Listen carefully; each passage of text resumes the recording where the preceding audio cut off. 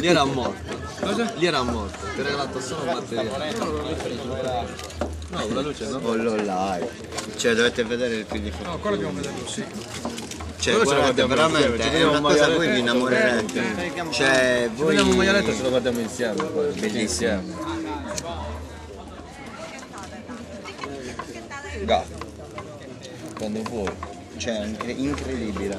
Che figata!